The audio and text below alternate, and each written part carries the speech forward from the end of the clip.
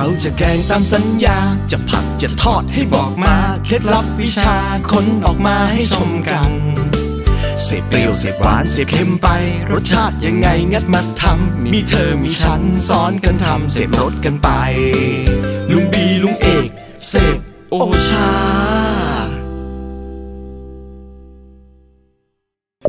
สวัสดีครับท่านผู้ชมครับวันนี้เราก็มาเจอกันนะครับลุงเองครับนี่เอ็นสตูดิโอและก็ไอบีก็เลยบีครับเอาเปรียบเหลือเกินวันนี้เราจะแนะนำเทคนิควิธีการทำอาหารนี่ก็จะเป็นสิ่งที่เรารับประทานกันอยู่ตลอดอาจจะเริ่มจะเกินหน่อยเพราะว่าอาจจะเป็นภาษาเมืองพ่อภาษาไทยว่าลพบุรีจะมีคนที่ลูกครึ่งอะไรครับแม่เชียงใหม่พ่อสมุทรปราการวันนี้เราจะมีเมนูหรือว่าเมนูที่จะมาทำรับประทานกันนะครับวันนี้มีเมนูอะไรเราเกริ่นไปแล้วว่าเป็นแกงคั่วหอยขมแกงคั่วหอยขมเป็นแกงแบบไทยภาคกลางแต่หลายคนไปกินเนี่ยเป็นแกงหอยที่ว่าหอยที่ไม่ได้แกะเดี๋ยวเราทำกันจริงจังเลยทำแบบว่าตั้งแต่ตำรับร้านก็จะโขลกพริกแกงเตรียมพริกแกงทำเตรียมหอยเตรียมทุกอย่างเลยทำให้ดูหมดทุกอย่างว่าเป็นยังไงอย่างละเอียดเลยจับมือทำเลยดูคลิปนี้รับรองเปิดร้านอาหารเมนูนี้ได้เลยเมนูเดียวเนี่ยเมนูเดียวอยากจะเล่นทั้งเด็กแล้วทำไมเมนูผมเมนูนี้นะผมทำนี่100 ชุดผมไม่เคยพอขายมีหอยกี่ตัวโอ้หอยผมใส่ถุงเยอะเลยนะเยอะเลยเดี๋ยววันนี้เราจะมาชมกันนะครับว่าเมนูแกงคั่วหอยขมจะเป็นยังไงบ้างไทยภาคกลางเราจะมาเริ่มจากเตรียมหอยต้องหอยวัตถุดิบวันนี้ก็คืออันดับแรกเลยคือหอยนี่คือหอยจุ๊บ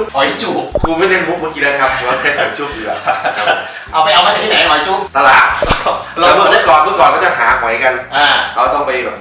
ช่วงดำนาเขาจะน้ำเข้านาเยอะมีเคียวเดียวเขาเขี่ยตามไปข้างหน้าเอาเคียวไปรูดที่พื้นดินมันจะดังพอโดนตัวหอยปุ๊บตัวไปโดนตัวหอยมันจะร้องอีกแล้วคนละหอยละจริงๆเขาทำอะไรจริงๆเขาจะไปโดนตัวหอยนั้นเขาจะเอามือล้วงเข้าไปแคะออกมาหอยนาเดี๋ยวนี้สมัยนี้รู้สึกจะเป็นหอยขมนี่ในนาไม่ค่อยมีละเพราะเขาใส่ยาหอยเชอรี่กันเยอะส่วนมากที่เอามาขายตลาดเนี่ยมันจะเป็นหอยในแม่น้ำมันจะอร่อยสู้หอยขมสมัยก่อนไม่ได้หอยที่ได้ไปหาในการทุ่งนาแล้วมันจะแน่นกว่าเนื้อมันจะแน่นกว่าหวานกว่าหอยน้ำไหลด้วยเขาเรียกหอยน้ำไหลมันจะไม่ค่อยอร่อยตัวมันจะเล็กเรื่องตัวใหญ่ลองแง่ดูด้วยมันแน่นไม่แน่นตัวเล็กๆเก็บเอามามันจะไม่มีอะไรเลยไม่มีผมเคยซื้อมากิโลนึงต้มแล้วแกะเป็นเนื้อหอยนี่ถ้าตัวใหญ่ได้4 ขีดนะกลายเป็น6แต่ถ้าตัวเล็กๆเหลือ2 ขีดเปลือกล้วนๆที่เหลือแล้วเลือกตัวใหญ่ๆดีที่สุดวันนี้ไปล้างหอยให้ดูล้างหอยให้ดูอย่างแรกก่อนล้างหอยให้ดูครับวันนี้หอยที่เราเตรียมไว้นะครับ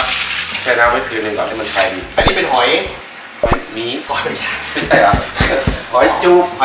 นะครับดูลักษณะโขลมาหน่อยนี่คือหอยจูบนะครับลักษณะตัวก็จะเป็นอย่างนี้บางทีไปเจอเป็นพวกหอยเชอรี่นะจะได้นะก็กินได้นะกินได้อยู่แต่ว่าแกงไม่ได้รสชาติจะไม่ใช่แบบเดียวกันมันจะมีเมือกเยอะหอยมันจะมีเมือกเยอะหน่อยนี่ต้องแช่น้ำไว้คืนนึงนะแช่น้ำไว้คืนนึงมันจะได้คลายดีตัวนี้วิธีการแช่น้ำอันนี้มีเคล็ดลับด้วยน้ำนี่ต้องเอาน้ำน้ำมนต์มาใส่พริกไม่ต้องทุบใส่สักเม็ด2 เม็ดทิ้งไว้สักคืนนึงไว้แช่แล้วมันจะคลายดีออกมาเราก็จะเอาพริกออกเนาะใช้ต่อได้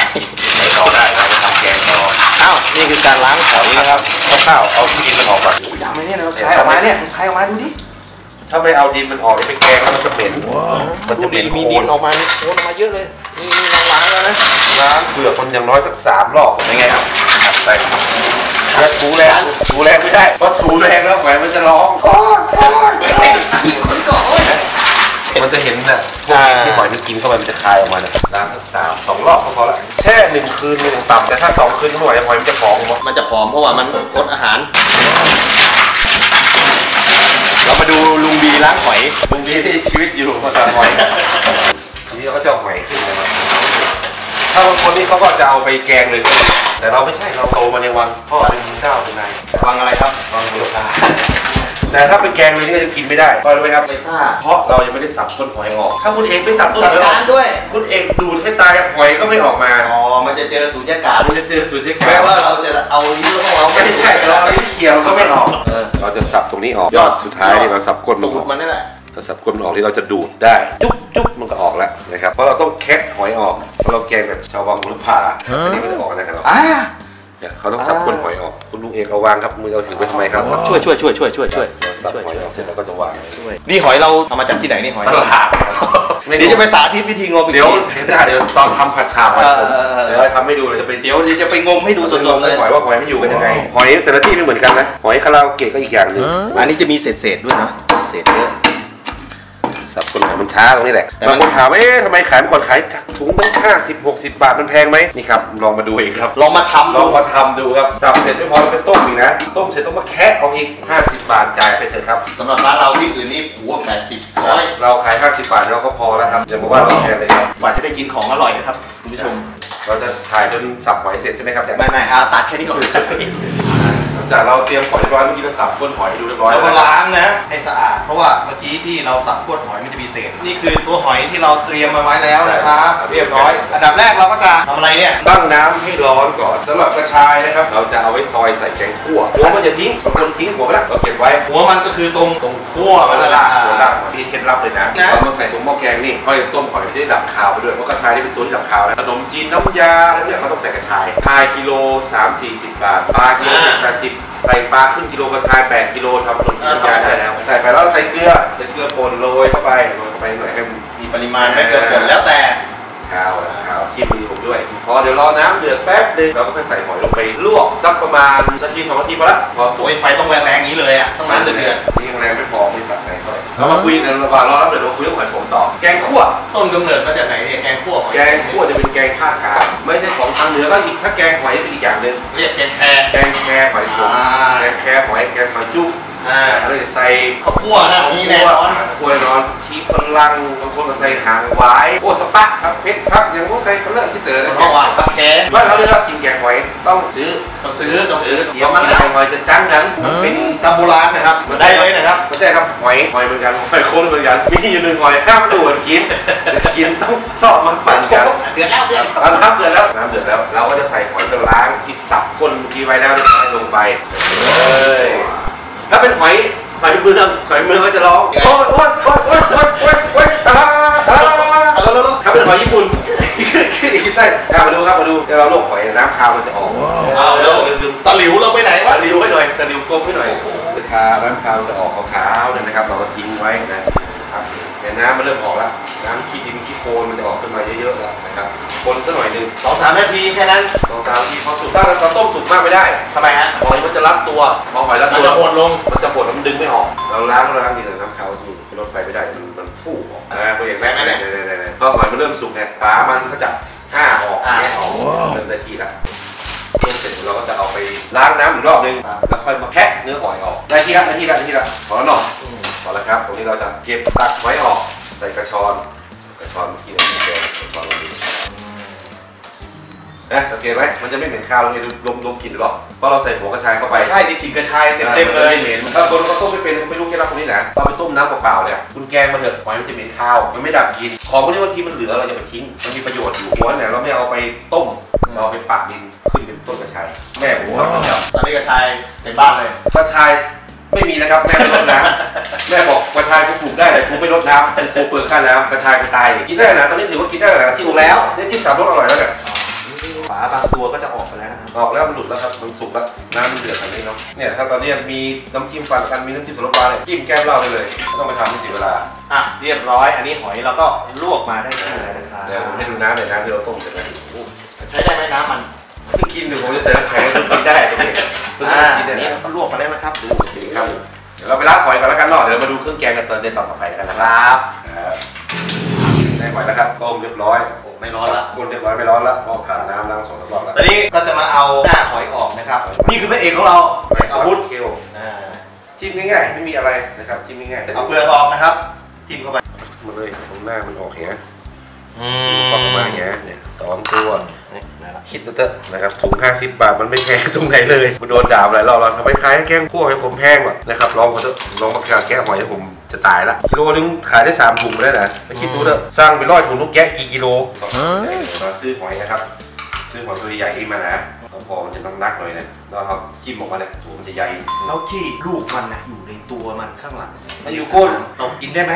บางคนก็บอกว่ากินไม่ได้มันเป็นเรื่องธรรมดามันกินได้หมดนะครับเหมือนเรากินปลาเล็กปลาน้อยทอดก้างปลาเป็นแคลเซียมแต่ถ้าหอยตัวเล็กนะมีหอยตัวเล็กผมมาจิ้มมาดูเนี่ยมันมีสักอย่างเอกจิ้มไปเดี๋ยวผมจะนั่งทำเครื่องแกงให้ดูแล้วเนาะได้ครกมาแล้วนะครับนี่ครกที่มีประวัติครกนี้นะวันนี้นะมันเป็นครกหินอายุมันนี่โบราณขนาดไหนเป็นของขวัญแต่งงานของพ่อกับแม่ผมเองแม่ยกมาให้นะแต่สร้างนี่สร้างใหม่สร้างเก่ามันพังไปแล้วนี่ดูให้เรามันเป็นรอยสึกหมดแล้วครับตรงนี้ครบรอยอันนี้ก็คือถ้าพอเป็นธรรมดานี่มันจะเริ่มป้านออกเครื่องแกงเราเอาง่ายๆดีกว่าเครื่องแกงนะครับพริกเราไปแช่น้ำก่อนมันจะตำง่ายๆนะครับสมัยนี้แต่เครื่องปั่นง่ายกว่าเราบีบน้ำออกให้หมดนะกินแกงนี่นะสมัยก่อนคนก็บอกว่าตำเครื่องแกงตำพริกแกงนี่นะครับใส่เกลือหน่อยนึงมันละเอียดง่ายผมลองมาแล้วมันก็ดักมือมันเดิมหอยแค่นี้เราใส่แค่นี้พอนะครับพอไหมครับยิ่งแค่เม็ดใหญ่นี่นะมันจะไม่เผ็ดถ้าเราไม่ใช่เป็นเจ้าเป็นนายเราไม่ต้องพริกคนที่เขาจะเอาไส้กลางเม็ดในออกเพราะว่าคนสมัยก่อนเขาแกงเนี่ยมันจะกากผิวมาให้เหลือเม็ดพริกแต่ไม่เหลือที่เดียวไม่ได้เขาให้ละเอียดยิบหมดเลยแต่เราชาวบ้านข้าวสำหรับชาววังพริกแค่นี้เราจะเอามันเป็นตัวกำหนดสีของแกงว่าจะให้มันแดงมากแดงน้อยพริกใหญ่ใส่ไปเถอะใส่ให้ตายมันก็มีความเผ็ดถ้าคุณอยากกินเผ็ดเนี่ยใส่พริกแห้งเล็กเม็ดเล็กๆหน่อยมีพันธุ์มันไหมเขาเรียกชื่อพันธุ์อะไรจินดาพริกอะไรพวกนี้ได้หมดแล้วแต่เขาจะทำแห้งพริกกะเหรี่ยงอะไรได้หมดซื้อได้ตามตลาดแกงกะทิแกงไทยเนี่ยมันจะมีนั่นอย่างหนึ่งนะครับแกงไทยแกงกะทินี่จำไว้เลยว่ามันจะไม่สู้พริกหมายความว่าเขาจะไม่เน้นกินรสเผ็ดกันแกงข้าวเนี่ยเขาจะเน้นความกลมกล่อมมากกว่าวิธีโขลกพริกให้ละเอียดง่ายๆนะครับอันนี้แม่ผมสอนมาครับนอกจากเราใส่เกลือแล้วให้เราใส่กะปิไปเลยแกงแค่นี้เราไม่ต้องใส่เยอะเพราะหอยมันมีกลิ่นคาวแล้วกะปิเราแค่ให้เครื่องแกงมันเข้ากันเฉยช้อนเดียวเราใส่กะปิตอนนี้เพื่อทำให้ตัวพริกเราตำเนี่ยมันหนืดพอมันหนืดปุ๊บเนี่ยความหนืดมันมีพริกแกงละเอียดได้ง่ายจะเร็วกว่าเราใส่ทีหลังเราตำกะปิกับตรงนี้ก็ได้วันนี้ผมไม่รู้ว่าคนอื่นเขาจะคิดว่ามันจริงหรือไม่จริงแต่คนไทยมีแบบนี้ถ้าว่าแค่นี้ควรจะบีบให้น้ำไม่ละเอียดเลยนะถ้าเราไม่โขลกนี่เราไปปั่นมันจะรสชาติเหมือนกันถามว่ามันแตกต่างกันเยอะไหมนะครับมันแตกต่างกันไม่เยอะแต่มันก็มีตรงที่ว่าตรงถ้าเราตำอ่ะมันจะมีดีกว่าที่เราปั่นอย่างหนึ่งคือปวดแขนออกกำลังกายใช่อย่างนี้เหรอมันจะมีกลิ่นกระเทียมพวกนี้น้ำมันมันจะออกมากกว่าเพราะเป็นการตำนะการตำน้ำมันพริกน้ำมันทุกอย่างที่เราตำมันจะออกมาแต่ถ้าเราปั่นเนี่ยมันคือทำการสับให้ละเอียดปนกันตัวน้ำมันของเครื่องเทศแต่ละอย่างมันไม่ออกมาใช่แล้วเราต้องปั่นเลยเครื่องปั่นปกติเราต้องปั่นกับน้ำต้องใส่น้ำเป็นตัวหล่อลื่นนิดๆเลยความเข้มข้นมันก็ไม่เท่าแบบตำพริกตำเราสามารถผัดกับหัวกะทิเลยแต่พริกปั่นเราต้องผัดกับน้ำมันก่อนอันนี้เป็นเคล็ดลับเลยนะครับที่จำไว้เลยนะเป็นเคล็ดลับเลยนะพริกตำเราผัดกับหัวกะทิได้เลยให้มันรอมันแตกมันได้เลยแต่ถ้าเป็นพริกปั่นเราต้องผัดกับน้ำมันก่อนเพื่อให้น้ำมันมันทำให้น้ำที่อยู่ในตัวน้ำพริกระเหยออกไปหมดแล้วกินเครื่องแกงมันออกมาแล้วถึงจะใส่กะทิได้แต่การผัดพริกสาระเราก็มีนะครับนอกจากคำว่าสาระเลวเราก็มีสาระ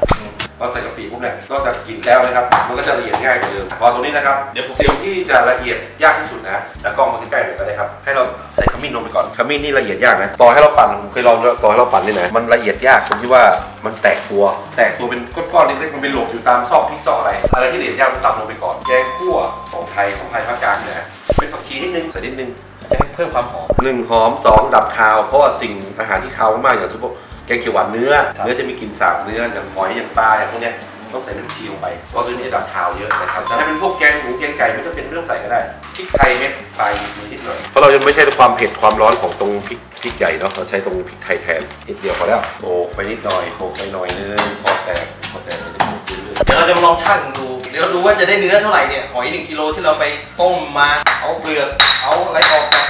กนี่น้อยเนี่ยมันจะเหลือสักขนาดไหนเนี่ยกว่าจะได้ถึงความอร่อยเนี่ยจริงๆผมต้องซื้อปลากรอบเลยเนี่ยรู้สึกน้องไม่ได้ซื้อมาให้นะครับปลากรอบพริกแกงคั่วถ้าเราใส่ปลากรอบปลาสวายกรอบก็ได้ปลาช่อนทะเลก็ได้ที่ตากแห้งนะปลาตากแห้งเนี่ยเรามาใส่พริกแกงคั่วเนี่ยมันจะทำให้น้ำแกงเนี่ยมันข้นขึ้นแล้วมันหอมขึ้นแล้วถ้าเป็นพวกพะแนงเนี่ยพริกแกงพะแนงเนี่ยจะต้องใส่แห้งหรือกากหมูเดี๋ยวใส่ผิวมะกรูดนะครับต่อไปเป็นผิวมะกรูดเราซื้อเรื่องมะกรูดเขียวๆนะเราหั่นผิวมันมาเราใส่โคก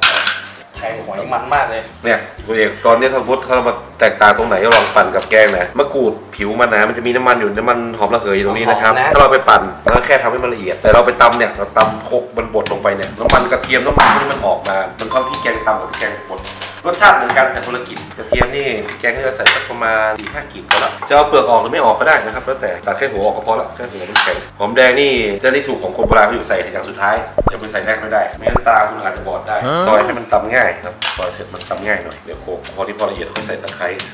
หอมไหมหอมหรอกแกงพวกนี้ต้องพริกแกงเครื่องต้องถึง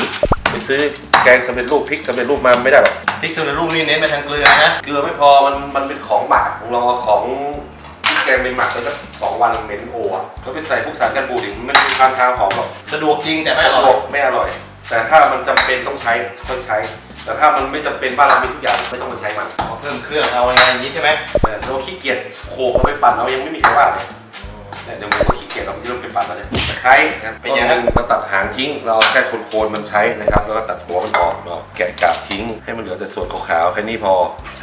ห้มันได้อย่างนี้เราค่อยซอยเห็นไหมผมซอยละเอียดไหมเมื่อก่อนเราเป็นสายเขียวมาก่อนเราถนัดการซอยจะทำนี่วันนี้ผมคิดเมนูรอไปแล้วยำมารีวนแซ่บจังใส่อะไรก็อร่อยเครื่องแกงเราครบแล้วตอนนี้ครบหมดแล้วนะครับจะเหลืออย่างสุดท้ายคือหอมแดงเรายังไม่ใส่เพราะถ้าใส่ตอนนี้หอมแดงมันมีน้ำเยอะทำให้เข้าตากระเด็นแน่นอนมันต้องละเอียดแหลกสักขนาดไหนถ้าแกงนะครับแกงนี่คือละเอียดต้องยิบถ้าเป็นอย่างในรู้ในวังเขากินเมื่อก่อนนะแค่เป็นเม็ดพริกหรือว่าเป็นกากพริกสักนิดเดียวก็ไม่ได้ต้องกรองแต่ถ้าเป็นชาวบ้านเนี่ยก็ถ้าเป็นผัดเผ็ดผัดพริกแกงผัดเผ็ดพวกนี้นะผัดชาตำหยาบๆเนี่ยตำแค่นี้อย่างเงี้ยได้ละแกงป่าอะไรอย่างเงี้ยเหรอถ้าพวกผัดเผ็ดอะไรแค่นี้ได้แค่มันเข้ากันพอนี้คุกพอละแต่มันมีเนื้อบ้างไม่ต้องละเอียดมันจะได้เคี้ยวมันจะอร่อยตรงนี้นะครับแต่ยังแกงคั่วเนี่ยเดี๋ยวเราตำอีกสักแป๊บนึงก็ดีกว่าทำให้มันพอละเอียดหน่อยเดี๋ยวเพราะว่าเวลาตำพริกมันจะบอกสถานะของคนเนี่ยเราเจอเมียตำเมียเราก็ต้องทำแบบขี้ทำไมครับทำไมคุณต้องสโลว์โมชั่นอย่างนี้ด้วยตำมานานแล้วนะคือมันจับเจแต่พอไปเจอนักศึกษาไปจะไปช้าๆเราต้องเรียบร้อยเลยพูดถึงน้ำพริกอย่าลืมตัดนะครับตัดเลยนะตัดอะไรไม่เป็นภาระก็เสียช้าเครื่องแกงกันจริงๆครับหน้าเราไม่มีเมนูเครื่องแกงอยู่แล้วเปลี่ยนเมนูใหม่ใช่กูเป็น1 ซีอิ๊วเลยเริ่มจะปัดแล้วครับจาก 1,000 กว่าเมนูที่เราเคยคิดไว้ก่อนทำรายการครับตอนนี้เหลือ200นะบอกมาได้นะครับที่หน้าอยากกินอะไรมาสอนเพื่อนบอกได้เลยบอกทางเว็บเพจหรือบอกทางช่อง YouTube Channel ของเรานะคอมเมนต์ได้อยากได้เมนูนี้เดี๋ยวทำให้ดูทำให้เป็นผมจะทำให้เป็นให้ได้ที่วางคร่าวๆไว้เมนูหน้าเมนูอะไรครับแกงอ่อมไหมเมืองหรือจะเอาไงหรือจะเอากลางๆจริงๆนะผมว่าจะทำไปเนี่ยดูมีหลายอย่างเทปหน้าจะเป็นเบสิกมันก่อนการหมักหมูนุ่มซอสผัดปรุงสำเร็จน้ำยำสำเร็จรูปไปทำพวกนี้ดูก่อนมั้งทยอยมาคุณทำติดตู้ติดครัวไว้ต้นทุนวัตถุดิบเพื่อจะใช้เป็นทำข้าวต่อไปเอาละเดี๋ยวมันเริ่มได้ที่แล้วนะเราจะไม่เอาละเอียดมากเลยคุณคิดว่าขายถุง50 บาทคุ้มไหมมันมีกี่ตัววะกิโลนึงเนี่ยมาสัก2-3 ถุงอะผมบอกเลยถ้าเปิดร้านอีกทีเนี่ยผมไม่เอาโต๊ะเยอะละโต๊ะเดียวพอจบคือมาไม่ต้องสั่งเมนูนะไม่ต้องสั่งว่ามีนั่นมีกินมีเมนูไหมครับไม่ใส่ไม่มีเดินมาเร็วบอกวันนี้ผมมีปลาช่อนนาอยู่3 โลมีหอยขมแก่แล้ว2 โลมีนั่นนี่ผมมีแค่นี้คุณจะกินอะไรนี่เลยผมจะเติมจานกินปลาหมึกได้ไหมไม่มีเอาตามที่เรามีวันนี้เอาชาวบ้านมาขายแค่นั้นไม่ง้อด้วยเมนูตามที่มีอันนี้ทำเหมือนเชฟแบบอาราคัตเลยนะเนี่ยแต่กินนี่คือกินของอร่อยนะเวียนพี่แกก็ตามมาอย่างเงี้ยแต่ต้องรอหน่อยอยู่ข้าวมาเดี๋ยวมีข้าวกล่องให้ลองท้องแบบหอมแดงมันละเอียดพอแล้วแค่นี้พอละมันไม่ต้องเยอะนะครับใส่หอมแดงพอแล้วเป็นการปิดขั้นตอนสุดท้ายดีกว่าหอมแขกหอมแดงใช้ได้เหมือนกันนะครับหอมแดงจะมีกลิ่นฉุนมากกว่าหน่อยนึงหอมแขกนี่ก็จะกินไปทางโรตีหน่อยนี่เป็นหอมแขกไม่ใช่คนละเรื่องเวลาฉันจะกินหอยวันนี้แกงพอตัวสุดท้ายแล้วผมไม่เอาละเอียดมากนะครับผมเอาแค่หยาบๆพอนะหยาบๆพอด้วยอาวุธอย่างเดียวที่มีนี่ดูหอมไหมกินหอมไหมหอมมากเรียบร้อยนะครับนี่มันก็ได้เนื้อหอยแบบพอละไม่ได้พอละเสร็จแล้วเผื่อที่เราไปทำอะไรได้บ้างเนี่ยใส่ต้นไม้ใช่เนี่ยหอยเป็นอะไรที่มีเหมือนกับปุ๋ยอย่างเงี้ยแต่ต้นไม้ไม่ต้องใส่ที่มันต้นไม้ที่มันอยู่ปลูกไกลบ้านนะถ้าคุณไปใส่ต้นไม้แถวข้างบ้านหน้าบ้านเนี้ยแมงวันเต็มหมดต่อไปเราเตรียมผักที่จะใส่กับแกงคั่วหอยขมนะครับผักโอมผมลืมเอาไว้สักอันหนึ่งเมื่อกี้เราใส่โอมไม่เด็ดให้ดูชาวบ้านทุกเป็นกินยาวๆนี่นะยาวๆอย่างนี้นะครับเราเด็ดจนถึงจุดที่เด็ดไม่ได้จะได้อ่อนหมดไว้ใกล้เด็ดตัดผักชะอมหรือว่าภาคเหนือเขาเท่าไหร่ผักละตอนนี้กับ20 บาทอันนี้40 บาทแพงนะครับเพราะว่าหน้าแรกเนาะอันนี้แพงกว่าหน้าแรกนี่แพงกว่าอันนี้ใบชะพูคนเมืองมันท้องพักแคใส่แกงแกงอย่างนะครับคนไทยเราไปใส่แกงคั่วปลาดุกคั่วหอยขมเอาไปกินกับเมี่ยงคำเมี่ยงใบชะพร้าวเมี่ยงอะไรใบชะพูแล้วก็เรียงอย่างนี้เรามาเรียงด้วยเรียงกันเดี๋ยวเราซอยหยาบเราต้องซอยใส่แกงคั่วหอยขมเราไปฉีกแล้วซอยอันนี้ตำต่อไหมแล้วแต่คุณตำเลยคนเดียวหอยเยอะไหมแค่นั้นเราใส่ไม่เยอะนะครับใบชะพูเราใส่เยอะไม่ได้มันเฟื่อนแต่โอ้ไม่เราใส่ไม่หมดนะเรา ใส่สักประมาณแค่นี้น่าจะพอแล้วครับ โอ้ยังไม่รู้เลยเมื่อกี้เปิดเท่าไหร่เนี่ยหอย อ๋อลองช่างดูไม่กี่ขีดอะ เดี๋ยวผมช่างให้เห็นดีกว่าเนาะหอยกิโลนึงเนาะเนื้อหอยเหลือเท่าไหร่ศูนย์หอยกิโลนึงเป็นน้ำหนักเนื้อหอยดูที่ว้าว397 กรัมอันนี้ถือว่าหอยไม่ผอมไม่อ้วน กำลังพอดี หอยอันนี้ก็ประมาณถ้าเราดีก็หอย24-25ถ้าหอยเกิน30เป็นหอยอ้วน แล้วถ้าหอยเกินกว่านั้นนะครับ หอยเกินกว่านั้นเป็นหอยที่ว่าต้องมันเปลือกก็อยู่ไม่ได้แล้วเป็นหอยโข่งแล้วนะครับนี่อันนี้คือตัวหอยนะครับ3 ขีดกว่าชมเราต้องใส่เยอะเดี๋ยวมันจะกินเดี๋ยวชมแค่นี้พอละชาบูแค่นี้พอละใส่เยอะเดี๋ยวมันจะเปื่อยแล้วแต่คนชอบกระชายผมซอยกระชายให้ดูซอยกระชายนะครับอันนี้คือสำคัญนะเราจะเอาไว้ใส่ดับคาวหอยเราไปซื้อเขาไม่ได้นะกระชายนี่ห้ามซื้อตลาดที่เขาซอยสำเร็จรูปมาเด็ดขาดถ้าแนะนำขนาดตำพริกแกงเนี่ยกระชายซอยแป๊บเดียวซื้อเป็นหัวมากระชายพวกนั้นมันใช้เครื่องซอยแล้วก็ซอยเสร็จกว่าจะมาถึงตลาดมันหมักมากระชายดองมันดองโดยธรรมชาติของมันเองเจือจางแล้ว2คือรสเปรี้ยวมีแทรกเข้ามาเพราะกระชายเราแต่มันมีน้ำเนาะเสียเวลาซอยแป๊บเดียวผัดเผ็ดผัดอะไรเราใส่กระซอยกระชายเนี่ยเราอันนี้คือการซอยกระชายเราซอยไม่เอาเปลือกออกใช่ไหมแล้วแต่เราแกงแบบบ้านๆลูกทุ่งเนาะมันเสียเวลาขูดเราไม่ได้แกงให้เจ้าให้นายกินแต่ถ้าคุณจะไปทำให้ผู้หลักผู้ใหญ่กินคุณปรับดูก็ได้นะครับปรับวิธีการทำได้เราต้องล้างให้สะอาดแล้วก็ซอยทั้งเปลือกนี่แหละล้างสะอาดขูดเขาจะขูดไงคนเขาจะขูดอย่างนี้เอาอะไรขูดมีดนี่แหละมีดขูดแค่ขูดผิวมันออกแต่จริงๆแล้วขูดน้ำก๊อกไหลผ่านขูดเราต้องเสียเวลาล้างอีกรอบนึงก็เสียเวลาหน่อยเราทำกินเองเราไม่เท่าไหร่หรอกเพราะว่าเราต้องการแคลเซียมจากดินแลคโตไบซิลลัสอะไรพวกนี้อยากรู้ไม่ต้องใช้เยอะไหมสำหรับหอยเอาเองรู้ว่าหอย4 ขีดเนี่ยหอย4 ขีดกระชายประมาณสักหัวสวยๆนี่สักประมาณสัก6-7 หัวพอละใส่เยอะมันก็จะเฟื่อนแต่คนอื่นดุมดูเราซอยเองนะสีมันจะขาวเพราะมันเนี่ยใส่มันจะขาวมันมีเทคนิคไหมครับถ้าซอยไปนานๆแล้วสีมันจะซีดๆอะไรเงี้ยแช่น้ำอย่าดีกว่าครับเอาไปอย่างเงี้ยเมื่อไหร่จะใช้แค่ซอยเลยเหมือนเวลาผมทำกับข้าวเนี่ยดิบๆเลยพริกผมจะไม่สับไว้ใบมะกรูดผมไม่ฉีกไว้ไม่อยู่อย่างนั้นจะทำแล้วค่อยฉีกทีเดียวให้กินหายอย่าไปตำไว้ร้านบางร้านที่เขาอย่างทำต้มยำพวกรวมมิตรทะเลต้มยำกุ้งพวกนี้หรอกเขาไปซอยตะไคร้ไว้ที่นึงขาไว้ที่นึงไปขูดฉีกไว้ที่นึงมันเร็วจริงแต่กลิ่นมันหายหมดอันนี้คือเสน่ห์ของอาหารไทยนะครับจะหายหมดมันอร่อยกว่าเยอะถ้าคุณอยากกินอร่อยคุณต้องรอหน่อยนึงนะครับถ้าคุณไม่รอคุณเข้าเซเว่นเลยถ้าคุณไม่รอนะจะเร็วกว่าแน่นอนรออีกหน่อยไม่เป็นไรนะครับไม่เป็นไรคิดดูเมื่อก่อนคนสมัยก่อนนะเขาทำข้าวแกงขายไฟฟ้าก็ไม่มีเครื่องปั่นก็ไม่มีแกง10 กระบอกเขาต้องโขกเองหมดเองเขาใช้เวลานานเท่าไหร่คนโบราณเขาทำมาอย่างนี้เขาบอกว่ากะเพราโบราณเนี่ยกูกะเพราโบราณกูก็มึงโบราณกูก็โบราณหมดแค่ผัดกะเพราเองเขียนมันแทบตายโบราณจริงไม่มีอะไรน้ำมันหอยไม่มีใส่ไอ้นี่บอกของกูโบราณแต่กูไม่น้ำมันหอยใส่เมื่อก่อนไม่น้ำมันหอยขายไหมไม่มีเมื่อก่อนมันปรุงแค่จริงๆอ่ะผัดกะเพราเนี่ยน้ำมันลงน้ำมันจะเป็นน้ำมันหมูนะอ๋อใช่เป็นมันพืชไม่มีเอาหมูเนี่ยมันเจียวน้ำมันหมูก่อนมันหมูลงพริกกระเทียมตำใส่ลงไปผัดพอเอาหมูลงผัดด้วยผัดเสร็จหมูต้องสับเองไม่มีเครื่องบดใช่หมูสับเมื่อก่อนจะใช้แต่หมูล้วนไม่ได้คุณต้องซื้อหมูติดมันมาสับเป็นหมูบะช่อต้องมีมันผสมนี่มันจะนุ่มขึ้นมาคุณผัดไปคุณน้ำมันใส่เยอะไม่ได้คุณผัดไปผัดพริกกระเทียมหอมปุ๊บคุณปรุงรสมันมีแค่อะไรเมื่อก่อนน้ำปลาเกลือน้ำตาลผงชูรสมีไหมไม่มีซีอิ๊วดำไม่มีเนี่ยซีอิ๊วขาวไม่มีซอสปรุงรสมันมีแค่นี้ไม่มีทั้งอย่างปลาเมื่อก่อนไม่ใช่น้ำปลาไม่มีขวดเป็นไข่เหมือนเราเนี่ยเขาใช้ปลาสร้อยหมักไว้ค้างปีน้ำปลาสร้อยหัวมันนี่กระหอมมากแต่มันจะดำเหมือนน้ำปลาเอาใส่ในไหไว้หมักในไหใส่กับเกลือตากแดดนะครับโบราณจริงๆก็จะตำพริกไทยใส่ตอนผัดเสร็จแล้วน้ำปลามาถ้าอนามัยหน่อยก็จะไปต้มแต่ต้มกินมันจะหายกะเพราเมื่อก่อนจะไม่ดำนะเอาจริงๆขาวๆจะหอมไปกะเพราสมัยนี้มันเป็นแบบแดงมันเป็นน้ำหมูผัดน้ำมันหอยใส่ไปกะเพรานี่คือกระชายนะครับได้แล้วครบหรือยังกว่าจะได้กระชายโอ้โหหอยครบพริกแกงครบกระชายครบนี่เราใส่แล้วใช่ไหมเนี่ยเรียบร้อยแล้วครับเรียบร้อยแล้วนี่เราครบหมดแล้วผักใส่ครบกะทิเราไม่ได้คั้นเองเราซื้อสำเร็จรูปมาเพราะฉะนั้นเราไม่สามารถกะทิสำเร็จรูปไม่สามารถจะเคี่ยวให้แตกมันได้ง่ายเพราะฉะนั้นเราต้องใช้น้ำมันเป็นตัวทำให้พริกแกงเราแตกมันต้องเอาน้ำมันมาล่อให้พริกแตกมันใช่แต่ถ้าเป็นกะทิที่เราคั้นเองที่เป็นไปซื้อที่เครื่องคั้นมาเราไม่เครื่องคั้นมือกันคั้นมือตรงนั้นเราจะแยกหัวแยกหางแยกหัวคือหัวน้ำแรกเนี่ยจะไม่ใส่น้ำจะเป็นข้นๆมาเลยข้นเลยเนี่ยเนื้อเราจะไปผัดกับพริกแกงจะได้นิดเดียวนะใช่เราคั้นมือนะใช่นี่เราเอาเตรียมเรียบร้อยแล้วต่อไปหน้าเตาหน้าเตาแล้วกันโอเคครับเจอกันถึงเวลาเสร็จรอแล้ว จุดแก๊สแล้ว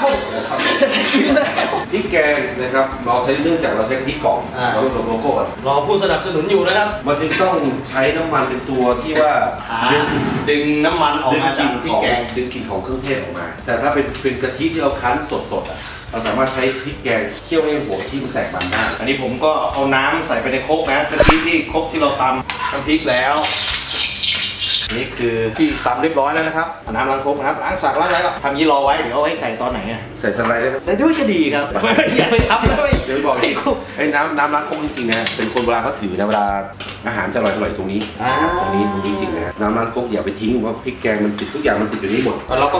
ถือคนโบราณนั่นแหละไปเจือจานนิดหน่อยตรงนี้เวลาเราผัดพริกแกงพอมันหอมปุ๊บเนี่ยเอาน้ำตรงนี้เติมเข้าไปก่อนมันเป็นน้ำหัวมันจะข้นๆเดี๋ยวกูชิมก่อนได้ไหมว่ามันอร่อยได้ครับจะพยายามให้ดีกว่าเดี๋ยวถ้าเป็นความอร่อยแล้วนะจำทุกครั้งครับล้างคุกแต่ถ้าเรา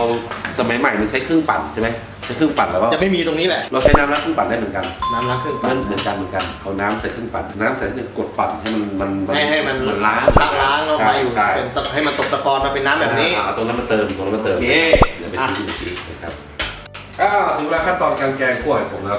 เตรียมของทุกอย่างครบแล้วเนาะหอยเรียบร้อยกระชายผักหอยเป็นพระเอกนี่เป็นนางเอกจะมีใบชะพลูใบผักแคร์บ้านเรานะครับชะอมหรือผักละอันนี้เราก็ตั้งกระทะนี่ผู้กำกับอยู่นี่พริกแกงที่เราตอกไว้คนกินรสจัดไม่ถ้าคุณต้องการข้นก็ใช้หมดได้แต่จริงๆเราใช้แค่ครึ่งเดียวพอปรุงรสไม่มีอะไรเยอะนะครับนอกจากกะทิเราต้องการทำให้เป็นแกงกะทิแล้วเนาะจะมีน้ำปลาที่ใส่สุดท้ายนะครับจัดด้วยน้ำตาลปี๊บน้ำตาลทรายจะหวานแหลมน้ำตาลปี๊บจะหวานนวลเป็นคนละอย่างครับถ้าเป็นไปได้ให้ใช้น้ำตาลปี๊บนะครับแกงทุกอย่างเราใช้น้ำตาลปี๊บอย่างเดียวไม่ใช่น้ำตาลทรายไม่ได้ไม่เหมือนขนมถ้าคุณต้องการสีสันที่สวยงามหลังจากเริ่มแกงเสร็จแล้วเราสามารถหยอกน้ำมันพริกเผาลงไปให้มันเกิดมันจะแตกมันได้นี่เป็นแต่น้ำมันเฉยเพื่อสร้างสีเริ่มแกงแล้วแรกคือตั้งน้ำมันในกระทะเปิดฝากะทิก่อนเปิดฝากะทิก่อนเปิดฝาเขย่ามันเข้ากันกะทิกล่องเนี่ยมันแยกชั้นกันน้ำอยู่บนเคยหลงทิ้งแล้วนี่ก็น้ำมะพร้าวทำไม่ได้ไปคนกินนะเว้ยจริงนะโอ้หลอดจิ้มเลยมันก็ทำให้เกล็ดจะเหมือนนะเดี๋ยวนี้นะเราอย่าเล่นไฟแรงมากเลยครับไฟแค่ไฟอ่อนๆในกระทะเราใส่อะไรไว้เนี่ยน้ำมันนิดนึงนะครับนิดนึงประมาณสักน้ำมันอะไรก็ได้คุณมีน้ำมันเราใช้ได้หมดยกเว้นน้ำมันปาล์มน้ำมันปาล์มไม่ได้ด้วยน้ำมันปาล์มมันเป็นน้ำมันที่สำหรับทอดนะจะมาผัดเลยคุณก็น้ำมันปาล์มไปผัดจะผัดข้าวเลยนะข้าวคุณออกเป็นก้อนเลยนะพอมันเย็นตัวขึ้นมาคุณอย่าใช้น้ำมันปาล์มผัดข้าวกันเลยทำอาหารห้ามใช้น้ำปาล์มผัดน้ำมันปาล์มจะบอกอะไรนะแต่ก่อนทอดของทอดอะไรนี้นะครับเป็นไปได้ก็น้ำมันที่เป็นน้ำมันลำข้าวจะดีสุดน้ำมันถั่วเหลืองบางคนคิดว่าน้ำมันนี่มันจะเป็นไหมคุณยิ่งใช้น้ำมันราคาที่ของดีสุดแต่ไม่ต้องใช้น้ำมันมะกอกก็ได้ใช้เต็มที่ลำข้าวก็พอแล้วลำข้าวมันหมูได้ไหมได้น้ำมันหมูยิ่งดีมันก็ถ้าเราได้กลิ่นหอมแต่ว่าถ้าเราไม่กลัวพวกคอเลสเตอรอลอะไรพวกนี้นะเราทำเลยกินเลยจริงๆคนโบราณเขากินน้ำมันหมูกันจริงๆมันอร่อยกว่าเยอะคุณเคยกินก๋วยเตี๋ยวไหมเด็กครับก็กินอยู่ก๋วยเตี๋ยวสมัยก่อนเรากินแถวภาคกลางเนาะกระเทียมเจียวกากหมูมีต้องมีเดี๋ยวนี้มีน้ำมันด้วยอยู่ในน้ำมันเลยนะใช่เดี๋ยวนี้ไม่มีแต่ว่าเราใช้กระเทียมเจียวสำเร็จรูปมันไม่อร่อยสมมติหอยขนาดนี้เนาะเราวัดดูหอย4 ส่วนหอย4 ส่วนโทษใส่พริกแกงเท่าไหร่พริกแกงเราใส่ประมาณ1 ส่วนของหอยพอละสบายไฟอ่อนนะครับเราใช้ไฟอ่อนเนาะไฟอ่อนด้วยใช่ไหมครับผัดพริกแกงครับใช้ไฟแรงแกงถ้ามันไหม้ปุ๊บมันขมเลยนะพอมันขมปุ๊บคุณต้องทิ้งกระทะนี่เลยนะเดี๋ยวพริกแกงเดี๋ยวตอนนี้นะครับสีมันจะเป็นสีแดงปกตินะแต่ถ้าเราผัดไปจนได้ที่เนี่ยพริกแกงมันสีมันจะค้ำขึ้นแล้วก็สีของพริกแกงมันจะปนเป็นน้ำมันแล้วกลิ่นจะฟุ้งขึ้นมาเองนะยังไม่ว่าลุงบีนี่แน่นอนนี่ชุดเรื่องเครื่องเทศไว้ใจผมเรื่องพัดลมไว้ใจฮาตาลิเรื่องปีไว้ใจลุงเอกเนี่ยมันเริ่มติดกระทะเนาะติดกระทะเลยไหมไม่เป็นไรครับติดข้าวก็คุณกระทะเดี๋ยวเพิ่งครับน้ำเนี่ยน้ำล้างครกนี่สำคัญที่สุดนะครับที่เราคุยกันเมื่อกี้เนาะเราจะใส่กะทิเราค่อยใส่ทีหลังเนาะต้องใส่กะทิก่อนแต่พี่แกงตอนนี้ห้ามโดนน้ำนะเห็นไหมพี่แกงเริ่มสีเปลี่ยนสีอะไรมันเริ่มเข้มขึ้นคล้ำขึ้นนะจริงๆนะครับถ้าเป็นหมูตากล้องคือน้ำลายเนี่ยถ้าเป็นกะทิที่เราคั้นสดๆนะเราใส่หัวกะทิก่อนจะเคี่ยวเขาแตกมันเพราะว่าเขาเรียกว่าภาษาภาคกลางเรียกเป็นกิโลมันคือบางทีเราจับตัวกันน้ำมันที่เริ่มจะใส่ขึ้นมาเราจะตรงนั้นถ้าพริกแกงเขาใส่ไปแล้วผัดไปปุ๊บมันจะเริ่มเห็นว่าพริกแกงน้ำมันจะขึ้นเป็นเงาผมพูดแล้วพริกแกงเผ็ดเนาะอันนี้เขาเรียกว่าแตกมันจริงๆแตกมันจริงๆนี่ได้ละไอ้ที่ละเริ่มเข้มแล้วเราใส่ใส่หมดครับก็ใส่แล้วก็ผัดไปคนไปเรื่อยๆ แล้วก็คนไปอย่างนี้คนให้มันเข้ากันเมื่อก่อนคำโบราณเขามีบอกว่าถ้าแกงแม่แกงนี่ต้องใส่พริกแกงเท่าไหร่เนาะต้องทำพริกแกงเท่าไหร่ใส่กะปิเท่าไหร่นะอ๋อถ้ามึงแกงไก่มึงใส่กะปิทั้งหัวไก่พอลูกเลยถามว่าแม่แล้วถ้าแกงวัวล่ะมึงใส่กะปิทั้งหัววัวนี่แต่จริงๆมันถูกแล้วคุณเอกวัวตัวนึงมันตัวใหญ่คุณเตรียมคุณเขาคุกแกงวัวทั้งตัวเนี่ยก็สมควรอยู่สมควรอยู่เขาพูดถูกเขานี่มันเป็นเกณฑ์การกะเกณฑ์เครื่องแกงของคนสมัยก่อนจริงๆแล้วถ้าแกงตัวเดียวอันเดียวอ่ะตัวเดียวอันเดียวเราส่วนมากเขาไปแกงเขาไปตุ๋นกันอ๋อเขาต้องใช้เท่าหัวแกงผมจำว่าแกงคั่วนะพวกแกงคั่วหรือว่าแกงต้มข่าต้มกะทิเนี่ยอย่าให้กะทิแตกมันมากน้ำยาเหมือนกันคนกินน้ำยานี่อย่าให้กะทิแตกมันทำไมฮะคือคนโบราณเขาจะถือว่าถ้ากะทิแตกมันนี่คือว่าคุณไม่ได้ใส่ใจกับแกงที่คุณแต่ต้องแกงต้องไม่ถึงเลเวลนั้นยิ่งน้ำยานี่ต้องขุดไฟอ่อนน้ำยาทำกินยายนะต้องข้นๆอย่างเงี้ยอย่าให้แตกมันเพราะมีน้ำมันแล้วจะไม่สวยใช่ตอนนี้ถึงเคล็ดลับนะครับกระชายที่คุณซอยไว้เนี่ยกระชายเนี่ยบางคนก็จะใส่กระชายตอนที่ว่าคุณแกงแล้วเนาะแต่ถ้าคุณใส่ตอนนี้เข้าไปเนี่ยคุณหยิบมือนะแค่นี้พอกระชายโดนกะทิโดนน้ำมันโดนความร้อนเนี่ยมันจะหอมกลิ่นหอมจะขึ้นไปอีกมันเป็นกลิ่นหอมแฝงเล็กๆน้อยๆกลิ่นหอมมันแฝงอยู่บางคนบอกว่าคนนั้นแกงคนนี้แกงตัวเดียวกันนะสูตรเดียวกันนะรสชาติเป็นเหมือนกันเพราะว่านี่แหละเคล็ดลับใส่แต่ละอย่างเนี่ยมันจะไม่เหมือนกันอันนี้เราใส่ก่อนเลยนะอย่าไม่ต้องใส่อะไรใส่ให้มันผัดก่อนถ้าเป็นพวกแกงเผ็ดก็ใส่ให้มันเอาน้ำมันอะไรออกมานี่ก่อนใช่อย่างพวกผัดพริกแกงผัดเผ็ดแกงเขียวหวานผัดพริกแกงเนี่ยเราใส่ใบมะกรูดลงไปก่อนตัวเองเราน้ำมันพวกมันเดี๋ยวเลยนะโอ้ยต่อไปก็จะเป็นน้ำเปล่าขวดที่เราขวดแล้วผใส่หอยไปก่อนนะผมจะหอยลงผัดกันนะแล้วผมจะใส่ลงผัดกันนะครับเยอะนะมันดูนะมันคุกคิกอ่ะอันนี้ถ้าเราเป็นผัดแค่เป็นผัดคล้ายๆผัดเผ็ดก็ได้ผัดเผ็ดเราไม่ต้องเติมน้ำเราทำให้ได้ผัดเผ็ดเราก็ใส่พวกกระชายพวกผักรออยู่ผัดเผ็ดก็เอาชะอมกับชะพูออกก็ใส่พวกไข่สดลงไปแทนเอากลายเป็นผัดเผ็ดหอยเลยเพราะมันจุดเราต้องจุดเดียวกันนี่เอาไปดัดแปลงอัดแอปได้อีกเมนูเลยนะครับเนี่ยเติมที่ลงไปนะครับน้ำเปล่าเราก็ใส่ตรงนี้เราจะมีเครื่องปรุงอยู่นะฮะอุ้ยนี่ใส่หมดเลยนะหมดเลยครับกะทิใส่หมดเลยอันนี้ก็ประมาณถ้วยเดียวเนาะถ้วยเดียวไม่รู้ว่าขอถ้วยเดียวก่อนวันนี้ขอเติมน้ำจานนิดนึง2 ชั่วโมงกว่าแล้วนะครับคุณเอาละต้องเยอะเพราะจริงๆอ่ะกะทิสมัยนี้เป็นกะทิกล่องเนาะเมื่อก่อนมันจะเป็นกะทิคั้นสดมันจะมีหัวมีหางพอหัวเราทำผัดเครื่องแกงเสร็จเราก็เติมหางแต่ผัดพวกแกงนี่จะเติมหางนะวันนี้เราใส่ไปหมดเลยไหมตอนนั้นหมดเลยครับหมดครึ่งนึง3/4 ส่วนเหลือส่วนสุดท้ายไว้ตรงที่ว่าไว้เติมตอนแกงจะปิดหม้อไอ้เรื่องหมูกะทิมีอย่างนะถ้าเป็นแกงเนื้อหางกะทิจะไปต้มเคี่ยวกับเนื้อก่อนเนื้อต้องต้มหางกะทิก่อนอย่างพวกพะแนงเนื้อแกงเนื้อนะพอเนื้อเนี่ยต้มกับหางกะทิมันเปื่อยนุ่มก่อนแล้วทิ้งไว้ในหม้อนะแล้วเวลาเราผัดพริกแกงกับหัวที่เสร็จเนี่ยช้อนลงเนื้อมาผัดต่อแล้วเพื่อตอนที่เราผัดตอนแรกเพื่อเพิ่มความนุ่มให้กับเนื้อให้กะทิมันแทรกจริงหอยมันสุกแล้วต้มแป๊บเดียวก็เสร็จแล้วหอยไม่สุกนี่เป็นไงฮะหอยไม่สุกนี่มันจะมีกลิ่นมันจะเค็มคุณรู้ได้ไงผมชิมมาแล้วตอนนี้เราใส่กระชายที่เหลือนะครับใส่กระชายที่เหลือไปนะถ้ามันข้นอยู่ที่ตอนนี้อยู่ที่เราชอบแล้วคำว่าแกงคั่วเนี่ยเป็นแกงน้ำขุ่นไม่เจอแบบน้ำนองๆไม่ใช่นั่นคือแกงต้องข้นๆหน่อยข้นคือต้องคั่วจนน้ำมันงวดลงไปสมัยก่อนแล้วเขากินแกงเนี่ยเขากินมือเนาะกินมือแล้วตักช้อนนึงพยายามตอนเป็นมือนะครับเราจะจับน้ำไม่ได้พอตอนเริ่มเป็นสมัยช้อนขึ้นมาแล้วโอ้โหนี่ละน้ำเพียบแล้วครับกระล็อกเอาเลยเราใส่น้ำตาลปี๊บไปนิดนึงน้ำตาลปี๊บดูสิเราปรุงรสก่อนมันจะกะทิหวานอยู่แล้วกะทิหวานอยู่แล้วมันจะเค็มหวานด้วยธรรมชาติแต่ตรงนี้เราจะเรียกตัวประสานรสมันเข้ากันมันหวานติดปลายลิ้นอ่ะพอเริ่มใส่นิดไปแล้วเนาะพอไหมดูแล้วมันข้นนะแกงคั่วเราไม่ต้องใส่ลงไปตากล้องคือน้ำลาย3 รอบแล้วใส่ไปเร็วๆไปชะพูที่เราซอยไว้นี่เราไม่ต้องเบาไฟเบาอะไรสักอย่างใส่เข้าไปตอนนี้ชะอมนะครับถ้าพอคลุกขิดนะพอคลุกข้าวได้เฮ้ยข้าวเว้ยผักอย่าใส่นานเนี่ยมันเละมันสุกเกินไปไม่อร่อยครับ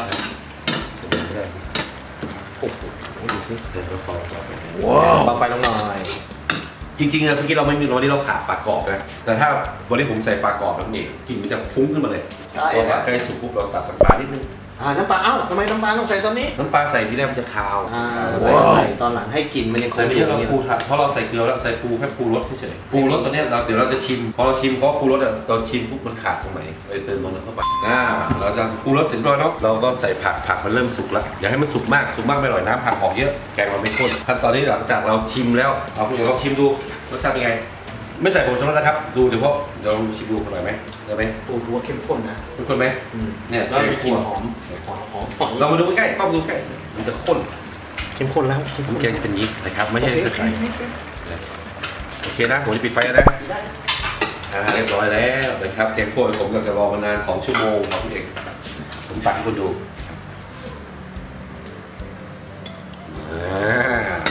ว้าวมันกินง่ายๆหรออยากกินต้องเป็นเมียผมไม่ใช่หรอใครจะยอมพลีเอามือจับไว้หน่อยดูสินอกจากคุณจะราดข้าวได้แล้วนะครับราดขนมจีนก็อร่อยบอกแล้วแต่จะประยุกต์ใช้แล้วแต่ประยุกต์ใช้เนี่ยบางคนบอกเฮ้ยนี่สวยแล้วเฮ้ยแต่กูทำขายกูไปขายร้านอาหารกูอยากให้สวยขึ้นมาทำไงนี่คุณจะหยอดมันก็ได้แล้วแต่คุณแต่ผมไม่หยอดนะผมบอกตรงอันนี้โชว์เหมือนอาหารฝรั่งเขาโชว์ไงมันก็จะเป็นเงาสวยแต่งแล้วแต่คุณจะใส่ก็ได้ไม่ใส่ก็ได้แต่ถ้าไม่ใส่จะดีกว่านะครับโอเคเดี๋ยวเราไปโชว์กันตรงนู้นตรงนี้เป็นไงหอมไหมคุณเอกข้าวมาแล้วว่าถึงพวกข้าวมาคุณชิมดูตักให้เลยตักให้เลยดูใกล้คนไทยอยู่ทางบ้านนะครับก็ช่วงนี้อย่าอิจฉาผมก็แล้วกันน้ำราดนิดนึงพี่น้ำปลาลืมทำข้าวนะชิมดูเดี๋ยวขอเป็นตัวหอยแล้วก็ขอผักด้วยขออนุญาตนะครับมันไหมทิ้งนี่คืออร่อยมาลองว่าหากินไม่ได้หรอกมันย้ายไม่ถูกเลยขอคำนึงมันย้ายไม่ถูกเนื้อหอยเนาะมันกรุบกลิ่นเนื้อหอยนะครับมันละมุนมันสะอาดแล้วก็มีกระชายมีหอยมีผักชะอมมีใบชะพูปรุงแกงตามสดหยอกพริกน้ำปลาอร่อยเลยข้าวอร่อยร้อนฟินมากนี่คือแกงคั่วหอยขมเรียบร้อยสำหรับเทปแรกวันนี้นะครับติชมกันได้เลยครับเดี๋ยวติดตามตรงไหนเดี๋ยวให้น้องเขาบอกทีว่าติดตามช่องทางไหนเนาะYouTube Channel ทาง YouTube Channel บานเย็นสตูดิโอวันเบบีลุงเอกวันนี้ก็นำเมนูง่ายๆมันง่ายนะยากแต่เราต้องตั้งใจทำอาหารต้องตั้งใจทำทุกอย่างเทปแรกน้ำอาจจะเยอะกว่าเนื้อไม่เป็นไรเดี๋ยวเราก็ยังปรับมีอะไรก็ติชมเข้ามานะครับคอมเมนต์ด้านล่างนี้อยากได้เมนูไหนพิเศษก็รีเควสเข้ามาขอเข้ามาหรือทุกเมนูของคนไอบีนะครับต่อไปนี้ผมจะสอนแค่ในเพจกับใน YouTube Channel นะครับผมสอนทุกอย่างไม่ว่าเป็นราดหน้าน้ำข้นที่ผมเคยทำที่คุณเคยกินมาแล้วมีหลายอย่างผมจะทำทุกอย่างไม่ว่าทั้งซอสหมักซอสผัดไทยนั่นนี่หมูสเต๊ะไส้ย่างคอหมูย่างหมูปิ้งดูผมดูคุณเอกดูลุงเอกดูลุงบีอยู่ด้วยกันแล้วดูได้วิชาอีกเยอะผมทำเพื่อเป็นอยากทำอยากทำถ้ายังไงถ้าเกิดตรงไหนข้องคุณผู้ชมยังไม่เข้าใจนะครับสอบถามโดยตรงได้เลยนะครับทางของข้อความเลยได้สอบถามตรงข้างล่างเดี๋ยวเรามีแอดมินคอยตอบหรือผมเป็นคนตอบเองแต่ผมจะตอบช่วงดึกหน่อยช่วงเราถึงบ้านของช่วยกดไลค์กดแชร์นะครับสับตะไคร้ของเราด้วยนะครับสับไปได้ตอนนี้ก็กำลังทำมาใหม่ๆนะครับเป็นกำลังใจให้พวกเราด้วยนะครับเราไม่ได้ขอว่าเราต้องการเงินทุนไม่มีทำด้วยใจนะครับตอนนี้ทำด้วยใจเราพอมีเมื่อเราพอมีกำลังนะครับแล้วก็จะนำมาเสนอเมนูต่อไปเรื่อยๆนะครับวันนี้ก็ขอตัวไปก่อนแล้วกันนะครับเดี๋ยวเทปหน้าเราดูกันแล้วกันครับว่าจะเอาอะไรมาเดี๋ยวรอผลตรวจนะครับอยากได้สักอย่างที่ผมจัดให้วันนี้ลาไปก่อนนะครับเสพหวานเสพเค็มไปรสชาติยังไงงัดมาทำมีเธอมีฉันสอนกันทำเสพรสกันไปลุงบีลุงเอกเสพโอชา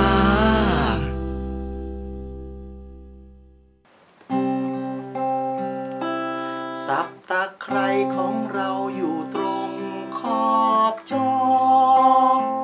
กดกระดิ่งรอไม่นานหรอกน้อได้ดูคลิปกันคลิปใหม่ไม่มีดูคลิปนี้ไปก่อนแล้วกันกดกระดิ่งกันสับตะไคร้กันดีกว่ารับรองไม่นานหรอกนะมีคลิปใหม่มาให้ชมกัน